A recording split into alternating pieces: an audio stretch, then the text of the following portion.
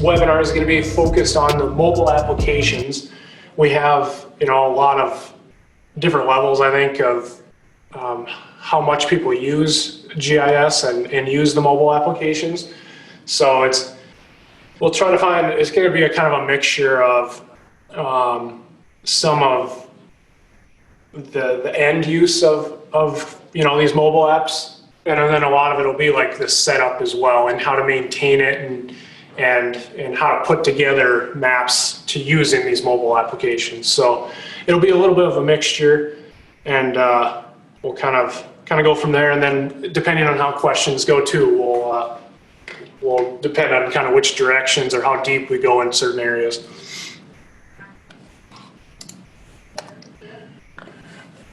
Okay, so to start off here, what's available to you out there for mobile applications. And these are the ones we typically see the most. There's obviously some other ones out there. Trimble and things like that have different softwares. We, typically utilize the Esri ones because that comes with your software when you pay for licensing and stuff. So those are the ones we'll focus on. And just a little overview of these apps in case you're not familiar. CarryMap is really just an offline viewer of a map. It's a great backup, kind of a replacement of a map book, and works really well. You can use it on your mobile devices as well as on your desktop, so that part's really nice. And then there are some abilities to do some editing with it. I'm not going to get into that today as far as how to edit within CarryMap, but if Esri software isn't something that you have or that you have the licensing for, CarryMap's a good option. Also, you have Explorer for ArcGIS. That's kind of similar to CarryMap in that it's made for viewing. We can view.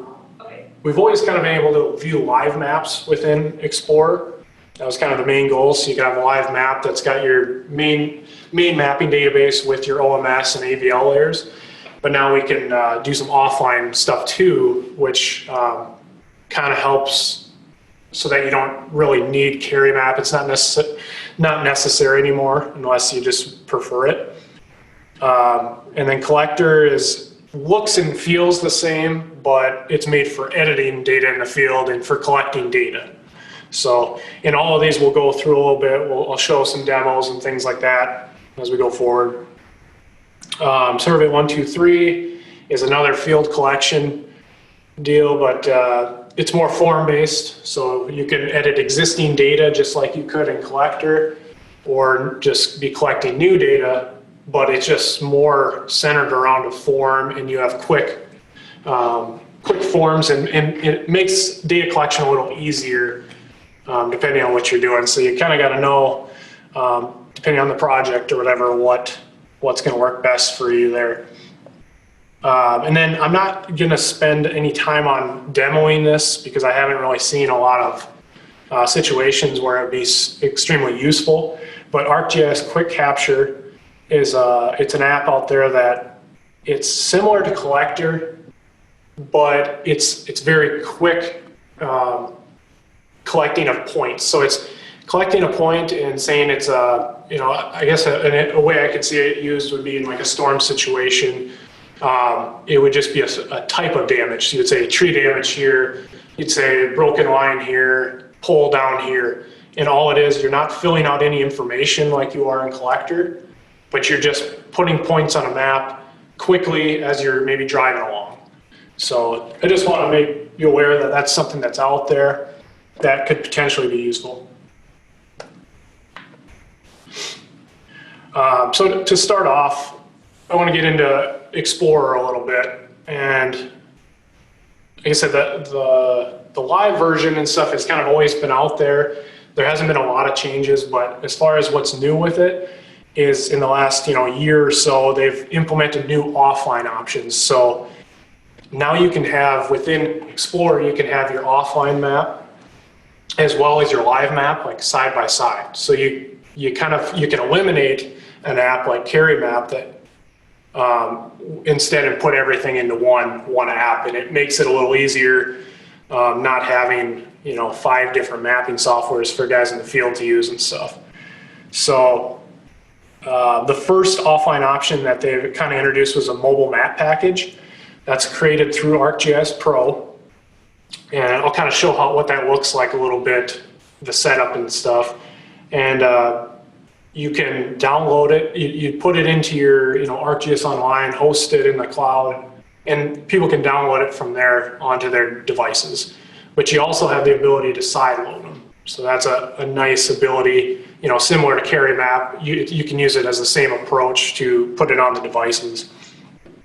And then they also introduced, you can create web maps now that you actually download, similar to how you would in Collector. Collector's had this ability for a while to download offline maps, but now they've put that into Explorer. So as long as you're not going to obviously be able to download a map that's got your OMS layers and AVL and stuff in it, because those are obviously live layers.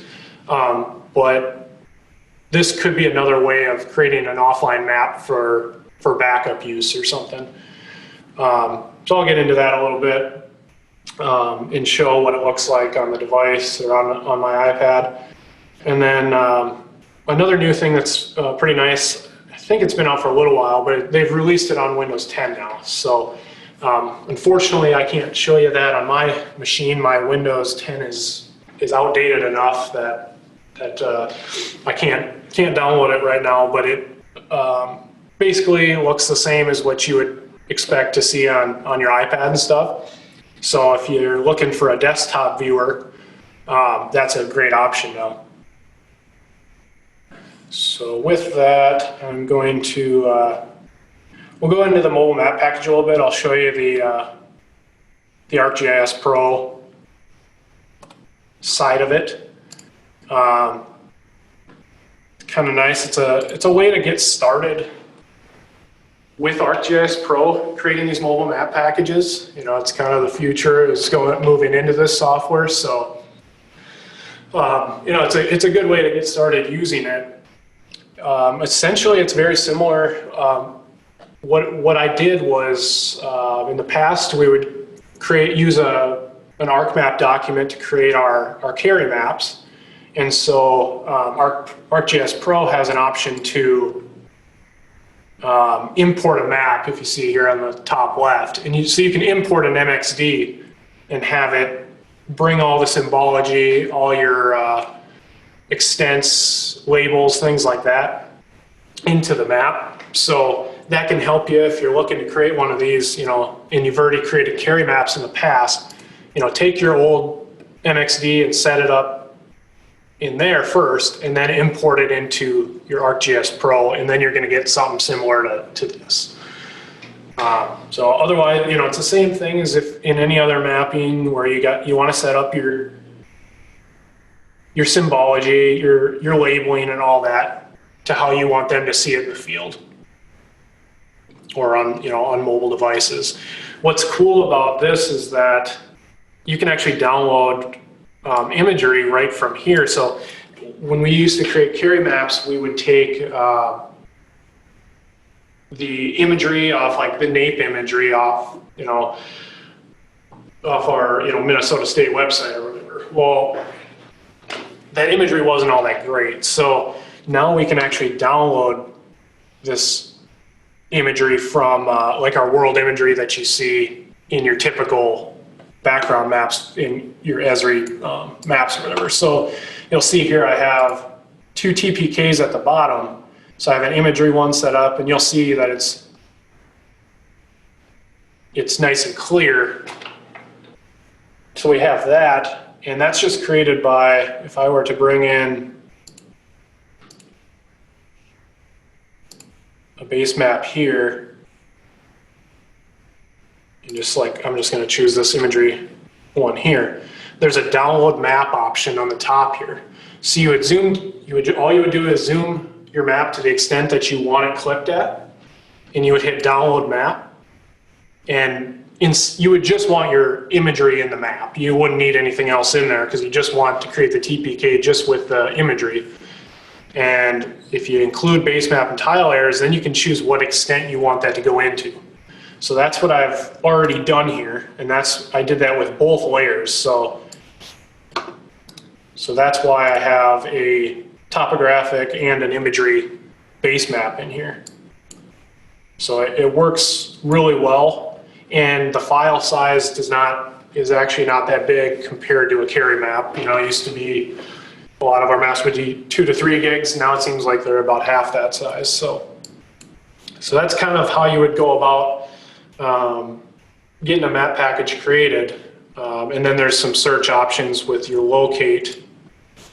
If you go on this layer search here, you can actually set up your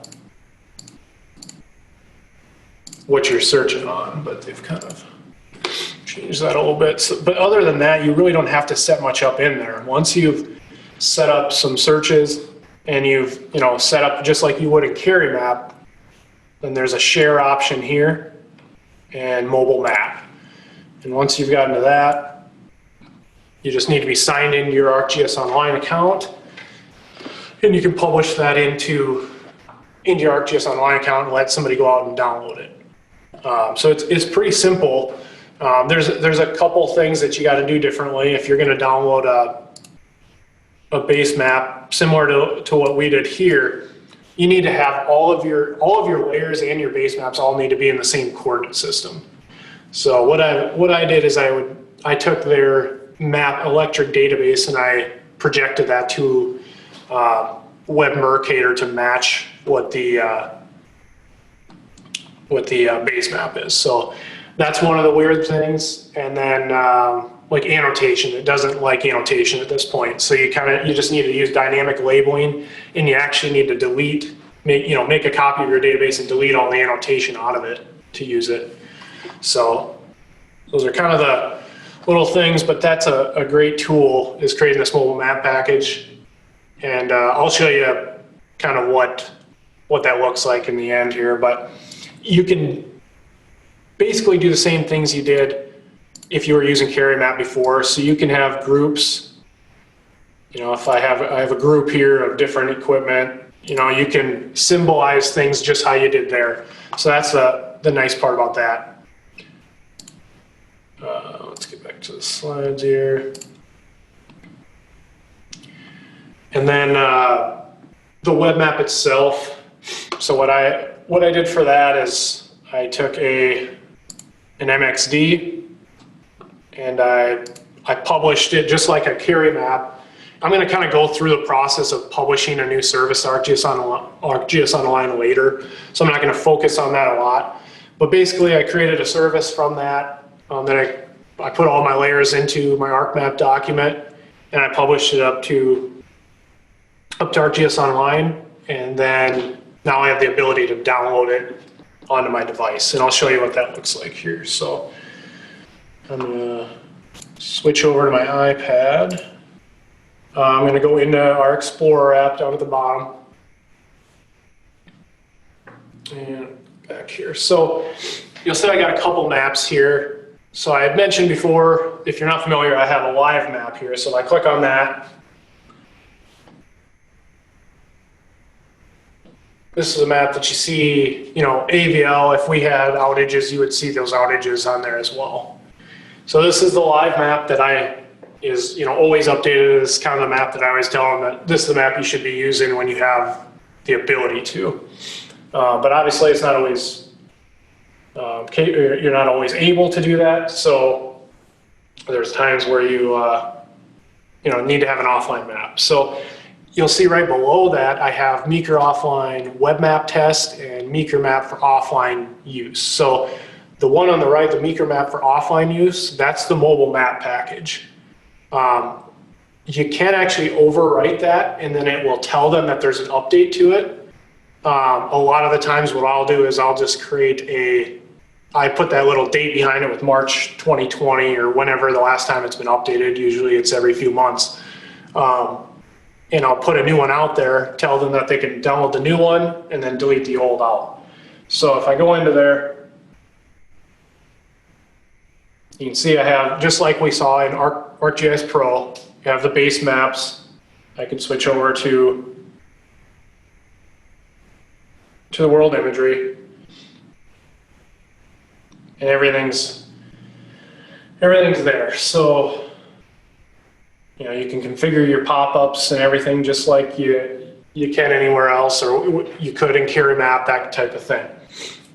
And then, you know, you have the ability, there's some abilities I'll go through just shortly here, just in case anybody's not familiar with Explorer, but, you know, you can hit the bottom left there and get directions.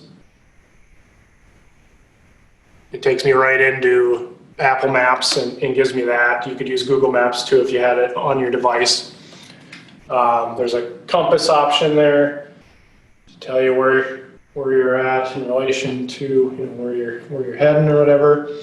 And then just some of the typical things that you would see in any mapping software, really. You know, your ability to toggle layers off and on. You know, your legend.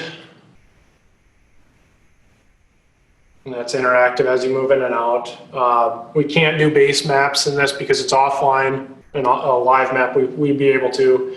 Bookmarks, things like that. So that's what you see there. And then you'll see Meeker Offline Web Map Test. That's a map that I've downloaded as well. And you can download specific areas on that. It's a little bit different. So you see they're very similar. I'd recommend the mobile map package just because you have more options for like symbology and stuff. When you're downloading from this as a web map, because it's in ArcGIS Online, it's a feature service, you have less ability for symbology. There's certain restrictions that you have when you're trying to make a feature class. Or a feature layer, I'm sorry. So the mobile map packages will be most close to what you were using if you were using Carry Map before. So I would recommend using that, but the web map is kind of nice too for how easy it is to get out there and set up and update. So you see the same thing. If I click on items, I'd have the ability to, everything looks the same, you know, from the navigation to searching, things like that. So you got kind of about the same capabilities in both, but it's good to know that they're both options are out there.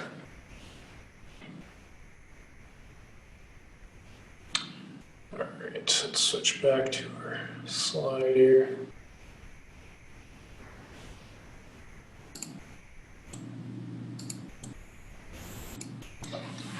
Okay, so that's kind of an overview of what's new with Explorer. We'll get into what's new with Collector. So one thing, they finally released the new version of Collector on Android, so that should be fully going. I'm not sure with the rest of these features if those are fairly new. I don't know if every one of them is already on Android. Typically, some of the Android stuff is slightly behind. So don't take my word for it that these other ones are necessarily on Android, but they're for sure on iOS, which is what we typically see. So some of the new things that are kind of nice is the snapping to existing features. So when you're creating a new feature, you can snap it onto the existing stuff. That's going to help a lot with, you know, if you're trying to put a line in there and have it snap to, you know, a pole or a cabinet or something like that. Now you have the ability to do some of that within the new Collector. So if you're maintaining some sort of a network, you know, it's gonna help a lot. You know, you still can't actually utilize a network in there, but at least you have everything connected properly to do that. One that's really nice is edit multiple features at once. And I'm going to show these, but now you can click on, I guess one way that we use it at STAR is we got, you know, doing a pole inspection and they got maybe a line of 10 poles that the co-op maybe said, these poles are getting replaced as part of a work order, so you don't need to inspect them, right? So they could click on those 10 and then they could mark them all as, you know, not needed, no need to inspect these type of thing. You can mark them all at one time, similar to how you can do it on the desktop side. When you're doing map editing, you've already been able to do that for a long time. So that's a great feature. They're starting to get to be where it's a little bit better data collection. So one thing that they've added is you can use your recent values to fill in information. I'll show that as well. They've also done, and this was a little while ago, the ability to require fields. It's kind of a weird workaround to do it, and I can maybe show some of that when I'm demoing at the end, but it's a nice feature to be able to at least have that capability, even if it isn't extremely easy at this point. The magnifier glass is something that they've had, I think, in Explorer for a while, but it's you can pinpoint a location and then say, I want to add a point here. So that's kind of nice. And then this field guide template they had for the old collector, and they've, you know, introduced this with the new one. So I'll just kind of give you a peek of what that looks like here. So it kind of goes through a whole bunch of stuff here on how to use this document at the top, but mainly what I want to show you is this reference sheet here. So if your guys, you know, in the field that are using collector, if there's, you know, a specific map or two that they're using, you can make this and customize it to that map. So you could come in here and say, you know, open this map name. Here's how to download an offline map. Here's how to collect a new feature, and make it specific to what that project is or what that collector map's used for.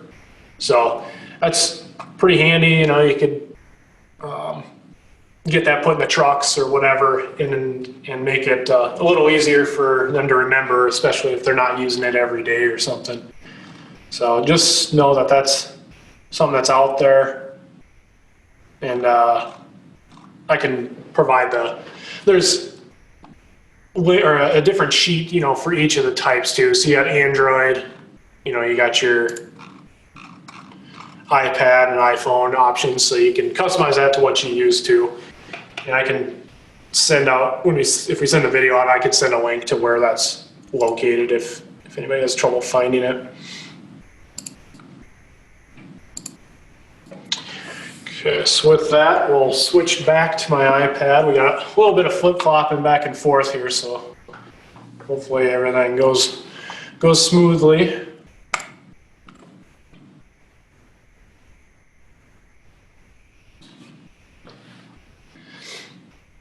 And Collector is one that's actually on Windows 10 as well. But it looks fairly different than what you see on the iPad. That's why I'd rather show you what you typically would see on an iPad, just because that's, you know, more of how Collector is typically used. So go into Collector here. Just zoom out a little bit.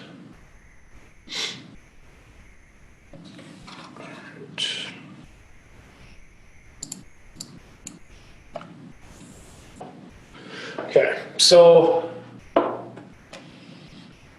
one of the things I was talking about was the magnifier. So that's where you hold down here and it kind of shows. It's a little finicky. It can, if you move it too far, it really wants to fly. But if you wanted to really hone in and zoom into a point and drop it, you know, right on that imagery, then you could go to there and go collect here. And then you can drop one of your points right here. So this map is one that we've used for storm data collection, just to mark out where all the damaged, you know, poles or whatever are, and then take a photo of them, that kind of thing. So Obviously, you can utilize this functionality with any map, but that's kind of what you're seeing here with damage locations, no damage locations. Let's get back to the location.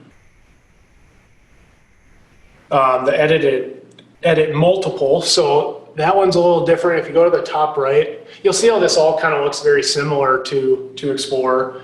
But in the top right, everything kind of looks the same there, except there's edit multiple now. So it asks you to select multiple items. So if I select 2 of my test points here, and then on the top right, there's the continue. Now it tells me where I have multiple values and where I have the same values in both points. So like conductor clearance, they both say conductor out of sag. Pole condition, if I wanted to change both of those over to pole leaning, I could do that. So, and I don't believe there's really a limit on that. So you could do 20 points or whatever, and it really can make your field data collection, speed up quite a bit. Let me hit submit on that.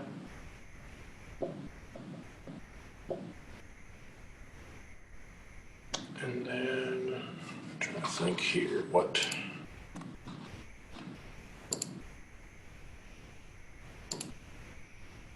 Okay, it's the snapping. That's what I'm going to handle here. So for the snapping, to test that out. So if you hit the, on the bottom right is your plus button to add a new feature. Some of you are a little more familiar with Collector than others, so I'll do my best to kind of explain that as well. So you hit your plus button to get your new features, and let's say we want to add a new damage location in this instance. So it always wants to zoom to your current location. But what you can do here, if I zoom in, you'll kind of see how when I'm hovered over that, you see how when I'm right there, it's turning orange. That's telling you that you're close enough within that radius to snap to it. So now if I added this point, it would be directly on top of that. Obviously in this scenario, I don't want that, but there's plenty of scenarios where, like you say, you want to add your overhead or underground line and connect it directly to a point, directly to the pole or going to the cabinet, whatever. So that's a new feature that's pretty awesome.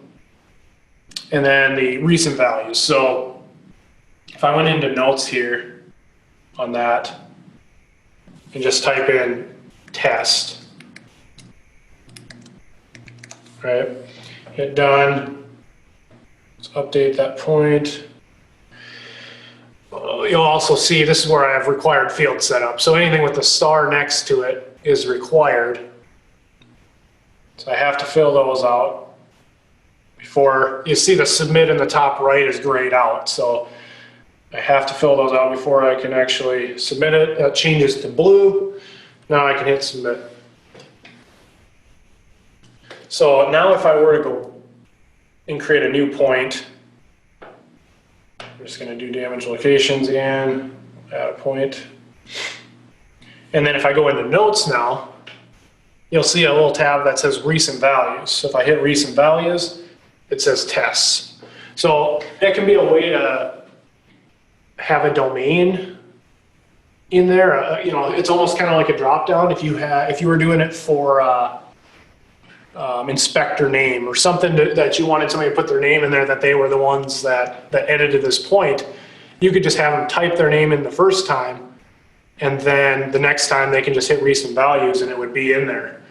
And that would be nice. That's kind of nice because if you're creating a drop down list of all, let's say all your linemen or whoever's your field users, obviously you have to continue to edit that as you have new employees or different people around the project. Where if you do this, each person almost controls their own little drop down by doing their recent value. They only have to type it in one time, and then the rest of the time they kind of have their own personalized drop down.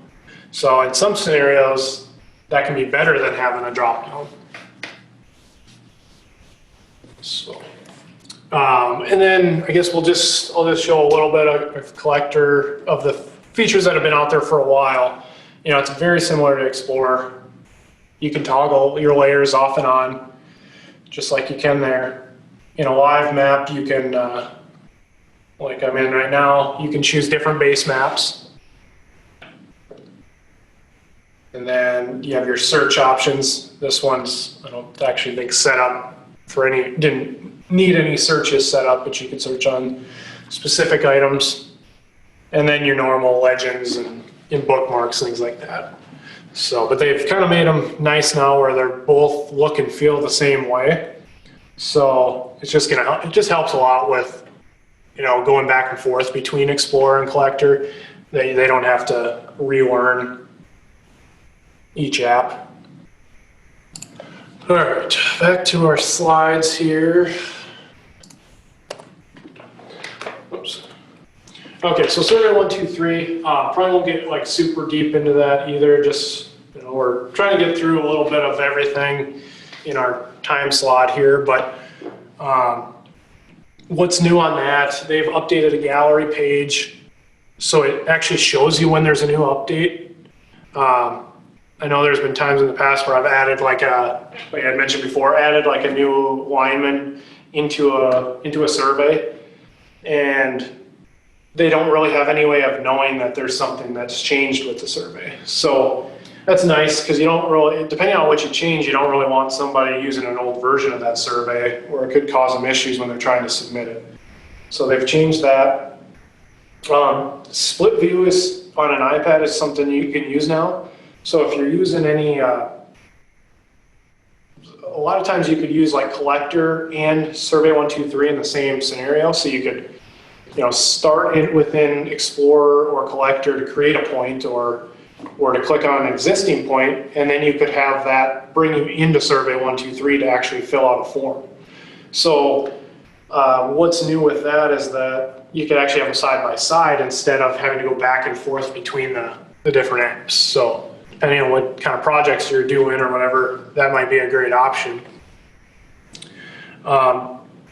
You can use existing data with Survey 1, 2, 3. That's not new. But anything over 1,000 records before, it just didn't work very well. So we typically always use Collector.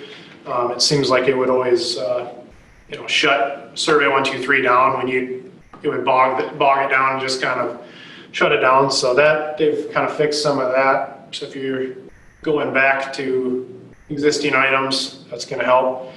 And then they've added GeoTrace and GeoShape types. So it's basically, I don't know, they have a different name for them, but it's basically line features in polygons. So now you can actually like trace within your survey, you can trace a circle to make a, you know, polygon out of that, or draw in a line feature in there.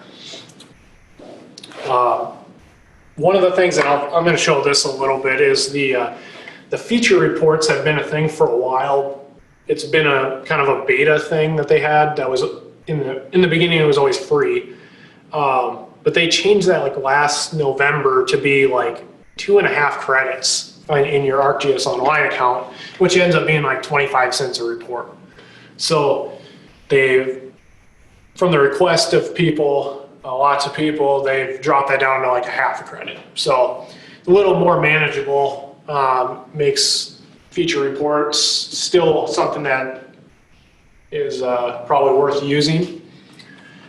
And then you can actually include summaries in the reports now too. So let me jump in and show that a little bit. So when you go into Survey 1, 2, 3 into the web version of this, there's, you know, for those that aren't familiar, there's a couple different ways of filling out or creating a survey.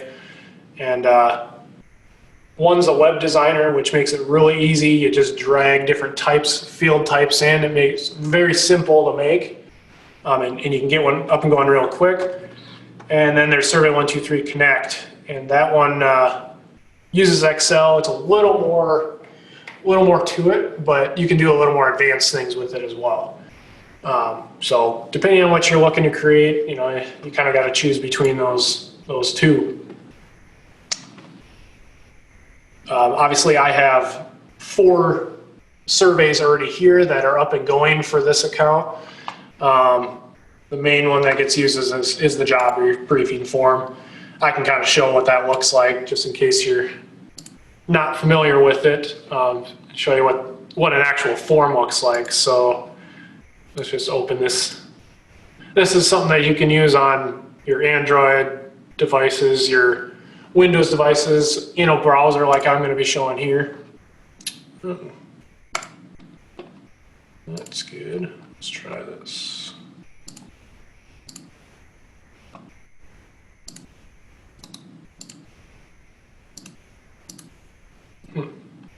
Must be a permissions thing. It was working yesterday. We'll show it on the iPad here.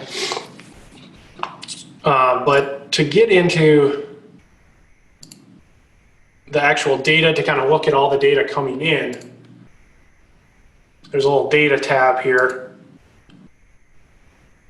And that's going to show you everything that's in there.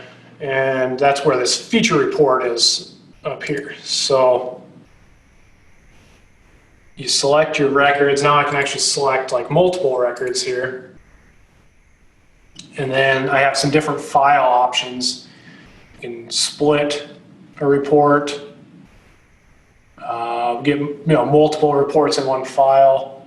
We're just going to do the split, and then I'm just using a sample. So you create these from a Microsoft Word document, and it actually, if you hit Manage Templates, here's my sample ones that I've kind of created. If you edit those, it kind of gives you an overview of how to create those and what to put in your Word document to upload. So I'm just going to use a sample one to show it. And we'll generate that.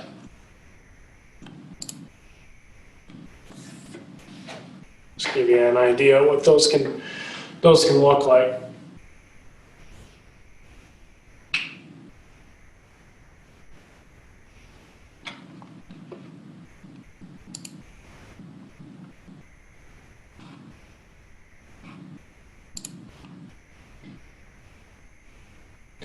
So obviously this is pretty generic. It's not set up anything too intense, but just gives you, instead of just looking at one record and looking at what was filled out under that record, we could just get a overview of kind of a big subset of them. So, and you can choose what part of that survey you want into this. Up here I had 3 that were selected, but the total count in the entire survey is 1,876 records.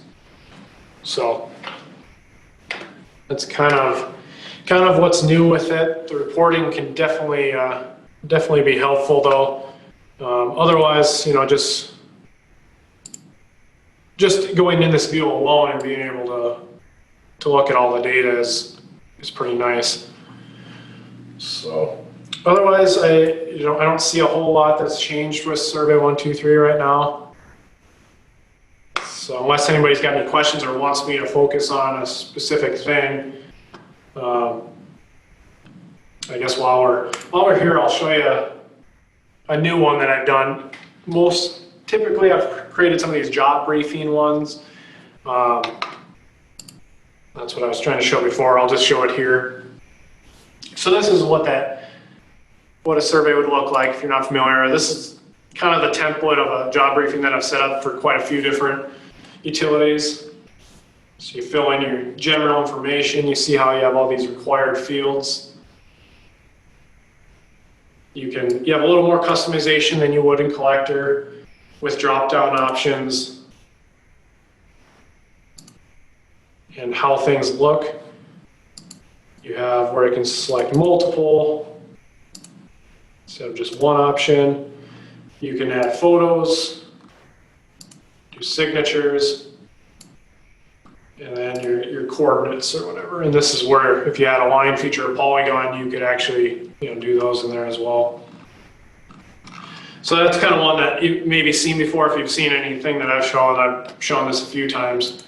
New one that I've done that is pretty, it's simple, but it works kind of cool. It just kind of shows how you can use pictures to use in your survey. So it's like I say, it's very simple. It just shows the material, and you just have a little plus minus button to show the count of those materials.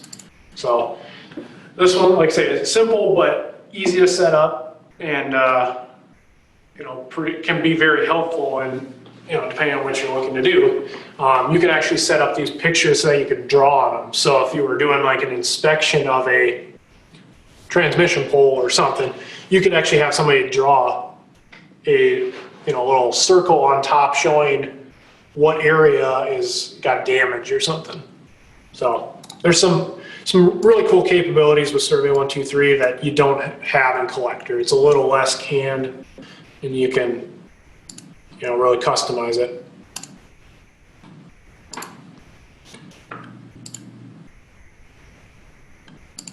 So unless anybody has any questions on Survey 123, or I guess anything else for that matter, we'll kind of get into ArcGIS Online and kind of the setup. I think we got another 15 minutes or so. So for the rest of the time, I'll try to set up. I'm going to do a little demo showing kind of two identical projects, but putting one in ArcGIS Online and one having that data on the server itself. And just kind of show you the differences and where you go to maintain this stuff. The end use of what you're seeing in Collector or Explorer is the exact same. The field user wouldn't know any different, but there's a completely different way of keeping track of the data and setting it up. So ArcGIS Online, what's new? Some of this I'm going to go over kind of briefly because I'll show a lot of that when I do the demo part here. But there's a map viewer beta, so the part where you're actually setting up your map to using Collector or Explorer, they're transitioning to a whole new viewer for that. Like I said, I'll show that. There's some capabilities that are starting to pop up that I think will be kind of nice eventually once, it just takes some getting used to. There's more editing settings now, so when you publish a service that you want people to edit in Collector, you can actually set in there, that you want them to update it, but you don't want them to be able to update the spatial location of it. So there's more functionality for that and who the last edited user was and that kind of thing. Before you had to set up kind of all of that stuff beforehand. Now they're transitioning so that you can do a lot of the stuff in ArcGIS Online instead of before you publish it. Create a view layer is another one that it's a kind of creating a copy of a layer that is probably usually being edited within Collector or something, but giving it's a reference to the original source, and it allows you to kind of pare down what people are able to do with it. So if you got your crew maybe working on doing some sort of field collection, and you maybe have a contractor that's also working on the same project and you want them looking at it, but you only want them editing a couple of the fields, you can have it in that view layer. You can actually set that up and kind of say, well, they can only edit these two fields and maybe their symbols look different too. Appending data to the layer is another one.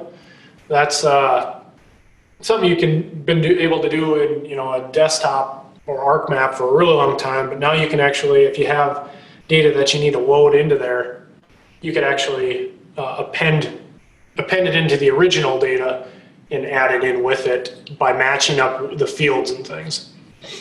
And then lastly, they've added this ArcGIS notebooks. To be honest, I'm not very familiar with it, haven't gotten a chance to really dive into it.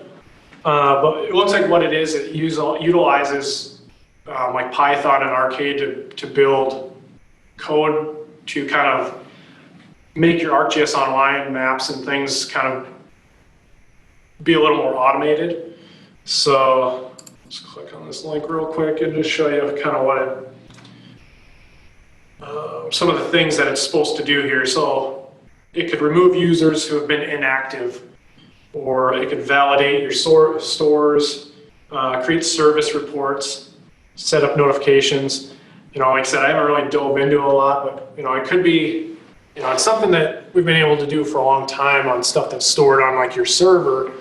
but now they're kind of adding some more ability within your ArcGIS Online environment to be able to do some of that stuff too. So, and that's kind of the limitations of why, you know, we don't always want to host things up in the cloud, is because it lacks some of that stuff. So this could be the opening of being able to do some of that.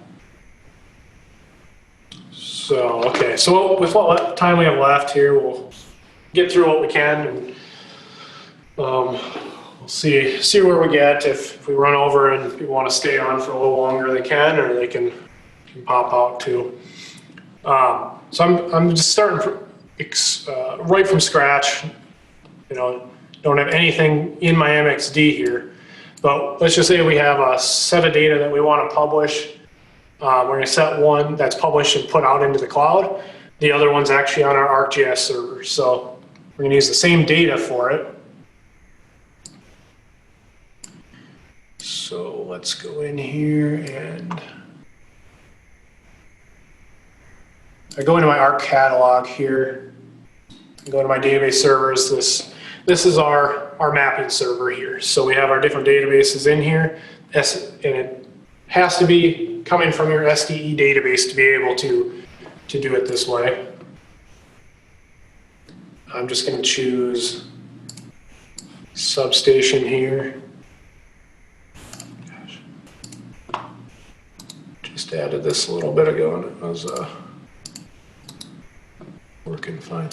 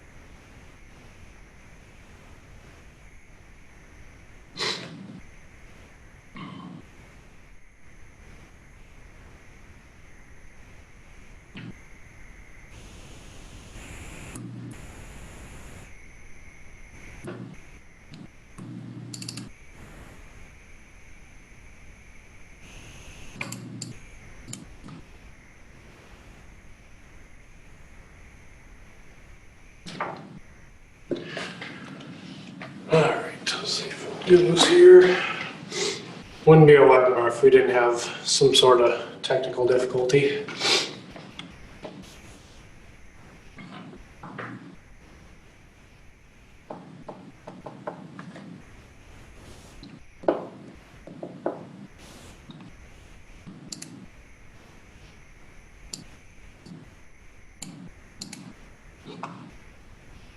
Okay, so it's in here. Looked like my connection must have dropped out for a second.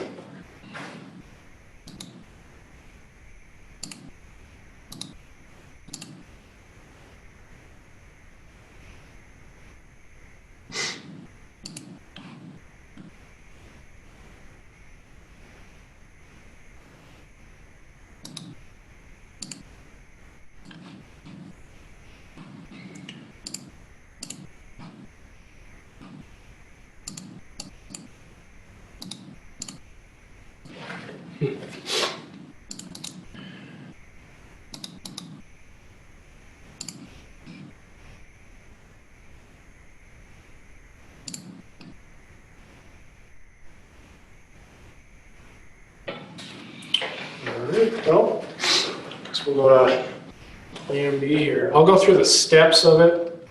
I don't know, the showing it's there, but for some reason, like my connection to it, we have to VPN into our GIS server, and it looks like that must be something up with that. But the difference is,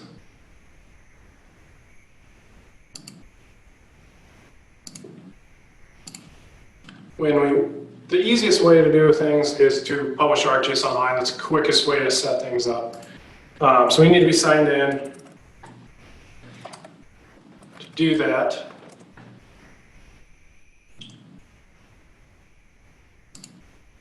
And we'll do our file share as service, publish a service. And you choose your connection there. So your 10.10.11.12 one there that you see, that's our GIS server. That's where I would go if I want to put it into ArcGIS Online but having it stored on, having it referenced to the actual GIS server. But for this one, we'll publish to ArcGIS Online. Continue. And you can see how there's not really a lot going on here. You always have feature access when you do that. That means you have the ability to edit that data when it goes out. But here you can actually, decide what you want them to do. And that's where I'll get to in a minute here, where you can actually control some of that in ArcGIS Online. You're going to hit your analyze, and obviously I have some missing tags and stuff. But what's different then when you actually have this data and you wanted to put it out on your server and have it be a reference to your server, is you would choose that connection to your ArcGIS server, and then you're going to choose which folder. These are typically should be already set up on your system. And then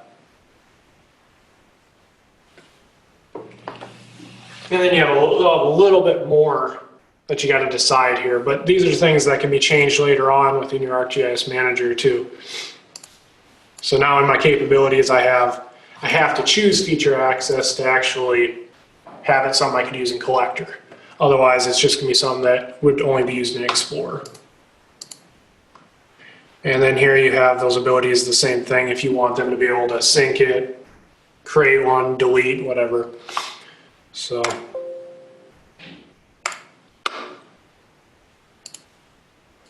we'll show a little bit here before, so I'm kind of running out on time, but I'll show you a couple of those things that I talked about with ArcGIS Online, and then we will go from there here.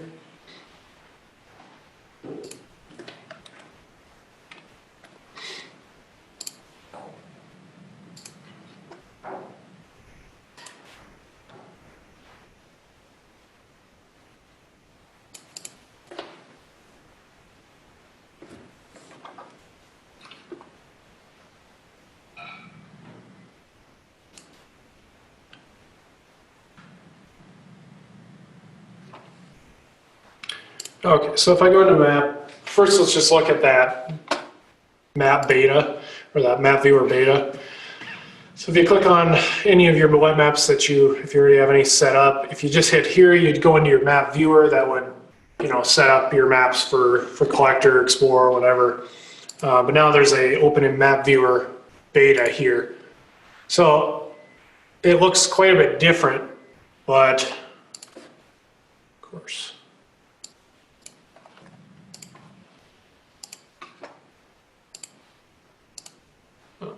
Here.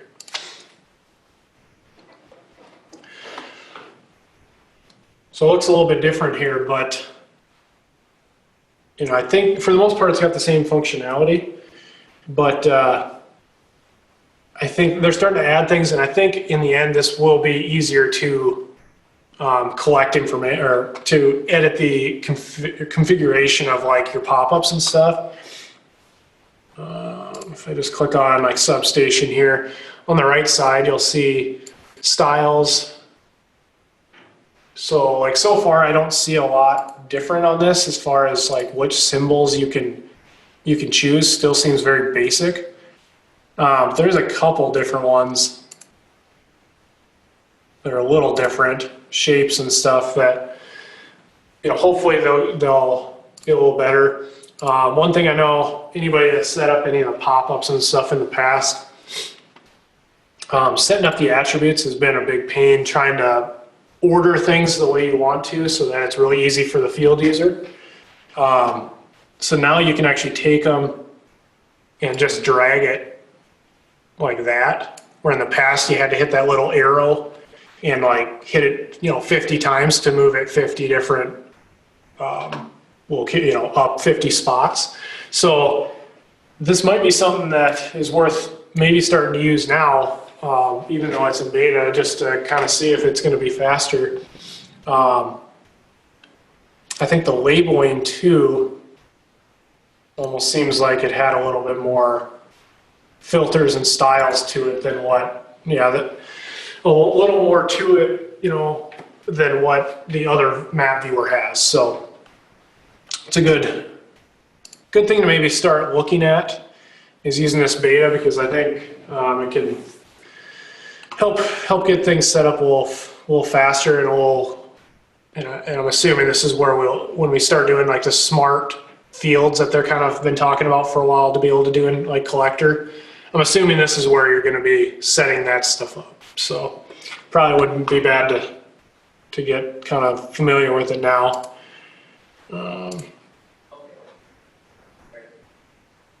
Okay, then we'll go into the editing.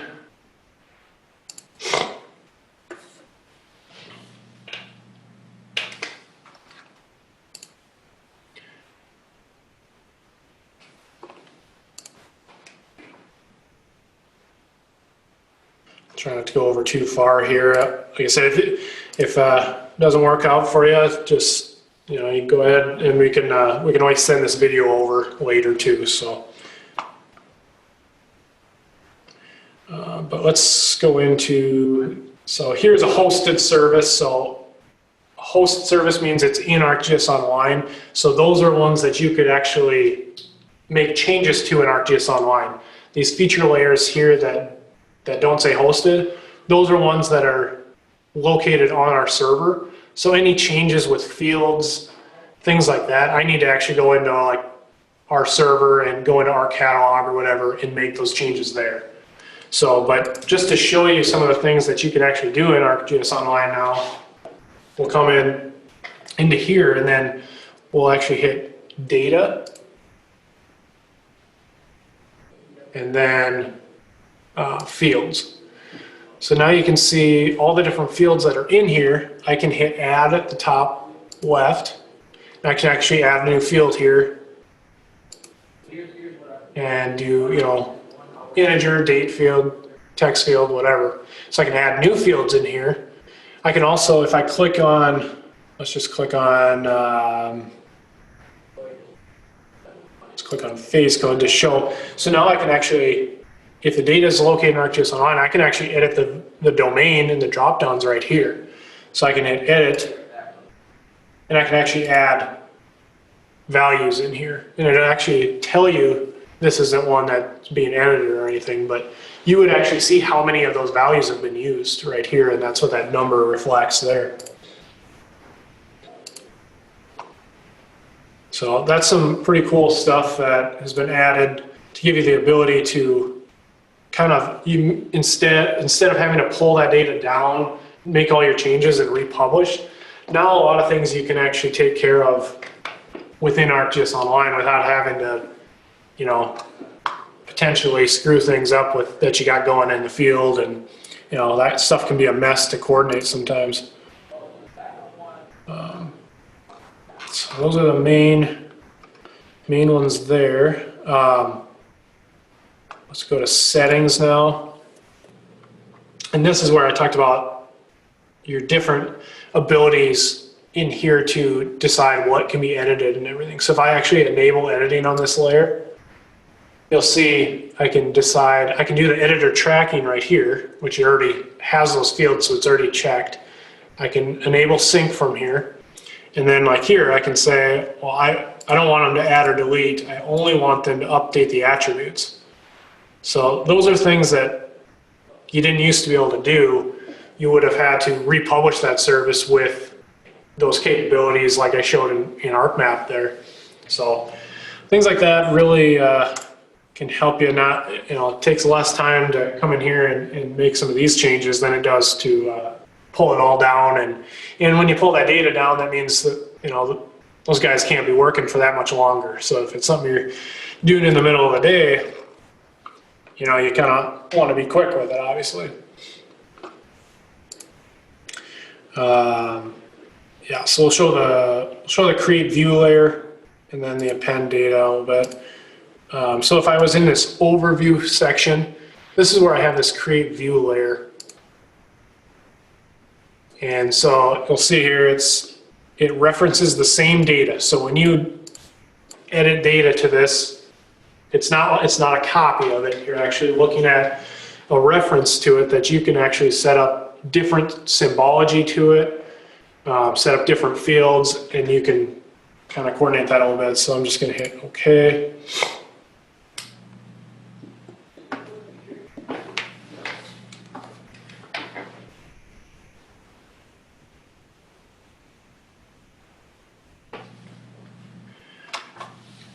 And then if I go to settings on this, you can see how I have, so I could set this one up completely different. So let's say the other one, the original service, I want the guys in the field to be able to do everything. But maybe this is a contractor that's using this service. I'm going to put this in a different map, and I just want them on this one just to do the attributes only. You know, so that's some things you can do. When you bring this into the map, you can actually decide there, then again, which fields they can see. And you can actually query out and filter certain information. So if there's, out of that data, you know, if you want, let's say you had a line patrol collector map that had tree issues, you could have your tree contractor look at those in a different map, looking at the same data, but you could query it so that it's only showing just the tree issues. And then they could go in and then you could set it where it's only these 3 fields that they need, they don't need anything else. And then they could symbolize off their own status. So it's, that way the data's, you're not having to copy data and continue to put new data in for the tree contractor. It's automatically going to be pushed over there because you have it set up with this view. So that's a pretty nice feature that we've used quite a bit now, and just helps still helps your data quality too, because you're not just opening it up to the contractor and giving them free rein to edit anything.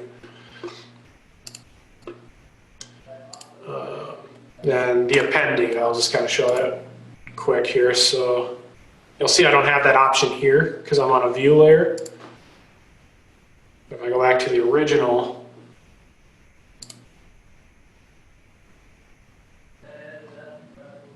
I hit update data, it's append data to layer. So all you need is a compressed, typically I end up using a compressed shapefile or geodatabase. Choose the file, bring it in there, and then what it's going to do is you're going to upload and continue, and then it's just going to come in and it says, which fields do you want to fill into other fields. So if you have something where you're maybe getting data from somebody else, one that I've used it for is like I had reject pulls into a map for somebody that they're getting from another contractor. So I'd get those points. The format and everything's the same every time, but they're just sending me like an Excel sheet with coordinates in it, monthly or whatever. Well, now I can take that data, instead of pulling this whole service down and pushing up those reject pulls, I can just use this append and say, okay, the fields are already kind of matched, so I don't even have to do much of that. Append those into there, upload it, and we're ready to go. And it takes quite a bit less time than it would if I had to pull everything down. So things like that, you would typically have to, if you're using it offline or something, you would have to really coordinate when you're going to do that. One last thing I just want to mention too with your ArcGIS Online data over here, and sorry for kind of going over here, but when you're in Pro, you can actually go into catalog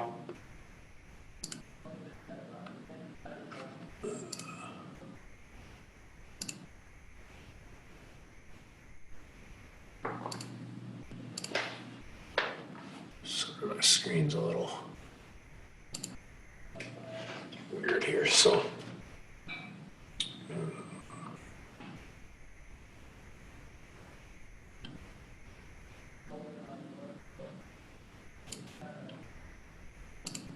Let's see, I want the, get on pane, sorry. Okay, so if I go into my portal here, if I signed into the account here, I could actually pull in a service and view it in ArcGIS Pro. And I know a lot of people maybe haven't worked with Pro yet, but you can actually edit the data directly within Pro. So you look in here and it says My Content, just like it would if you were in ArcGIS Online. So let me just pull in the service here. So I can add that service that they're using in Collector. And now I can see that I have all this storm assessment data in here.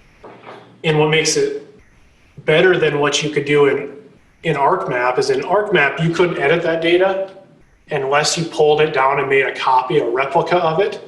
And then you had to like push those changes. And it seemed like it came with a lot of issues a lot of the time. But in here, you can actually use this service to edit it just like you were editing it in Collector. So you can see how I have a drop down there. I can change things here. So in the past, to make changes to ArcGIS Online to, if they wanted, something changed to the data or something was screwed up in there and it was kind of a mass change, I'd have to pull that data down, make the change in ArcMap, republish it to ArcGIS Online, and then let them know that they could start using the map again. Well, with this way, you could actually take that data, bring it into here, and you could do a field calculate on this entire field. So a lot of the stuff that you need to change, I guess what I'm trying to say with all of this is that a lot of this ArcGIS Online stuff that's hosted in the cloud can be changed and everything without ever having to pull it down and work within your ArcMap environment anymore. So it's making the ArcGIS Online environment a lot more user-friendly and a lot more, usable for more than just your, quick projects and stuff. So that's kind of all I got. Like I say, sorry for going over a little bit. Thanks for everybody's time, and we'll hopefully see everybody shortly.